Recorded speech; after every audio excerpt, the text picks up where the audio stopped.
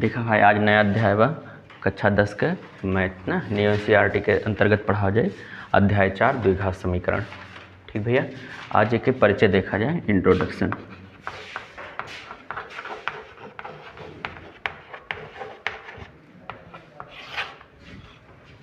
आप द्विघात बहुपद पढ़े हैं? द्विघात बहुपद पढ़े हैं, एक ऐसा बहुपद जिसमें चर राशि की अधिकतम घात 2 होती है, उसे द्विघात बहुपद कहते हैं। यही तो पढ़े हो।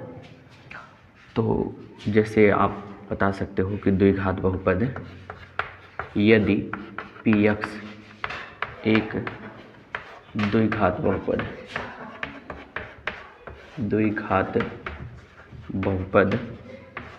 द्विघात बहुपद का परिभाषा क्या पढ़े थे? ऐसा बहुपद जिसमें चर राशि की अधिकतम घात 2 हो, जिसमें चर राशि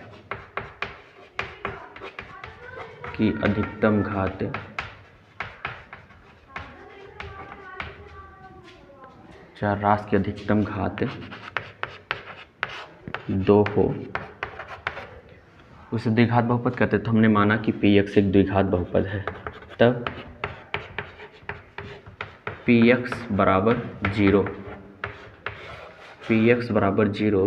एक द्विघात समीकरण होता है, द्विघात समीकरण कहलाता है। ठीक भैया, एक ऐसा समीकरण जिसमें चर राशि की अधिकतम घात 2 होती है, उसे हम द्विघात समीकरण कहते हैं। कन्फर्म हुआ? वही द्विघात बहुपद ही समीकरण बदलेगा यदि उसमें बराबर का निशान आ जाए, बराबर 0 हो जाए, या बराबर कुछ मतलब एक बराबर चिन्ह आ जाए, है ना भैया। एक समीकरण द्विघात बहुपद दिया हो, यदि उसमें बराबर का निशान हो। जैसे द्विघात बहुपद के बारे में अगर हम ये सीख रहे हैं, px बराबर 2x square minus 4x plus 8, यदि इसी को हम 0 के बराबर रख दें तो ये द्विघात समीकरण हो जाता है। ये द्विघात बहुपद है क्योंकि इसमें चर राशि का अधिकतम घात कितना है? 2 है, और इसी बहुपद को यदि 0 के बराबर रख दिया जाए, मतलब बराबर चिन्ह आ जाए, तो ऐसे बहुपद को ही हम समीकरण में बदल देंगे। कन्फर्म हो भैया? ये चिन्ह पर डिपेंड करता है। अगर बराबर रहेगा तो बहुपद कहलाएगा, और यदि लेस देन या greater than, less or equal, greater or equal, ये सब सिंबल आ जाते हैं तो उसे हम असमीका संबंध कहते हैं। ध्यान देंगे दो शब्द। जैसे अगर कहीं बराबर रहता है, बराबर का चिन्ह पे डिपेंड की अगर बात किया जाए, चिन्ह की बात, तो बराबर रहेगा तो उसे हम समीकरण नाम देते हैं। ठीक भैया। लेकिन यदि लेस देन हो, ग्रेटर देन हो, लेस आर इक्वल हो, ग्रेटर आर इक्वल हो, तो ऐसे संबंध को हम असमीका कहते हैं, जो आप अगली क्लास में पढ़ेंगे। असमीका संबंध अगले क्लास में पढ़ेंगे। जहाँ बराबर का निशान रहेगा वहाँ पे ये सब निशान आ जाता है, तो उसे असमीका कहा जाता है। कन्फर्म हुआ भैया? बराबर रहेगा तो समीकरण में आ जाएगा। सर्वसमीका में भी बराबर का निशान लगता है। समीकरण और सर्वसमीका दोनों बराबर का निशान रहता है। बस समीकरण में क्या होता है कि जैसे अभी हम ये बराबर, जैसे आपके सामने एक रख देते हैं, 2x square plus 5x minus 4 बराबर 0, तो एक समीकरण है क्योंकि x का कुछ मान के लिए दोनों पक्ष बराबर होगा, x के प्रत्येक मान के लिए नहीं, कुछ मानों के लिए। लेकिन अगर ये ऐसे हो जाए, x प्लस वाई का होल स्क्वायर बराबर x square plus 2xy plus Y square, तो इसे सर्वसमीका कहा जाएगा, क्योंकि इसमें चर राशि के प्रत्येक मान के लिए इसका दायां पक्ष बाएं पक्ष के बराबर हो। लेकिन इसमें चर राशि के कुछ ही मान के लिए इसका दायां पक्ष बाएं पक्ष के बराबर होगा। तो सर्वसमीका में भी बराबर का निशान रहता है, समीकरण में भी बराबर का निशान रहता है। कन्फर्म हुआ भैया? लेकिन अगर ये less than, greater than, less or equal, greater or equal है, तो ऐसे संबंध को हम असमीका संबंध कहते हैं, जो आगे वाले क्लास में आप पढ़ेंगे। ठीक, कन्फर्म हुआ भैया ये बात? तो यही बताया गया, यदि द्विघात बहुपद है और बहुपद px बराबर 0 रख दिया जाए तो यही बहुपद समीकरण बदल जाता है। अर्थात ऐसा समीकरण जिसमें चर राशि का अधिकतम घात कितना हो? 2 हो, उसे हम द्विघात समीकरण कहेंगे। कन्फर्म हुआ भैया? जो द्विघात समीकरण का मानक रूप होता है, मानक रूप चर राशि x के लिए चर राशि x के लिए ax² plus bx plus c बराबर 0 एक द्विघात समीकरण का मानक रूप है, जहाँ पे a, b, c, a वास्तविक संख्याएं होती हैं, जहाँ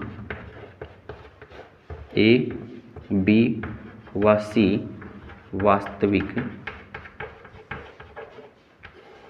वास्तविक संख्याएं हैं तथा a का मान 0 के बराबर नहीं होना चाहिए। a का मान अगर 0 के बराबर हो जाएगा तो ये रैखिक समीकरण में बदल जाएगा भैया, समझ रहे हो ना भाई। ये 0 हो जाएगा तो ये सब चर राशि की अधिकतम घात 1 हो जाएगा, और जिसकी घात 1 उसे समीकरण, जिसकी घात 1 होगा उसे हम रैखिक समीकरण कहेंगे। तो यहाँ पे a का मान 0 के बराबर ना रहे, b का हो सकता है लेकिन a का ना रहे। कन्फर्म हुआ भैया। तो जो भी द्विघात समीकरण होगा उसमें हम उसका मानक रूप इस रूप का होगा, मतलब जो द्विघात समीकरण होगा इसी मानक रूप का होगा, ax² plus bx plus c बराबर 0 के रूप का। कन्फर्म हुआ भैया, यहाँ तक कोई दिक्कत है? आपने पढ़ा है कि बहुपद में हमने बताया है कि यदि रैखिक बहुपद होता है तो उसका एक मूल प्राप्त होता है, मूल या मान। अगर द्विघात बहुपद होता है तो 2 मूल प्राप्त होता है। ऐसे ही द्विघात समीकरण में x अगर चर राशि है तो x के अधिकतम कितने मान मिलेंगे? 2 मान मिलेंगे भैया। मान या मूल कह सकते हो, मतलब मूल का मतलब ये है कि बहुपद का मान, द्विघात समीकरण का मान, अर्थात चर राशि का वह मान जिसके लिए द्विघात समीकरण संतुष्ट हो जाए, उसे हम द्विघात समीकरण का हल भी कहेंगे, मान भी कह सकते हैं। कन्फर्म हुआ भैया।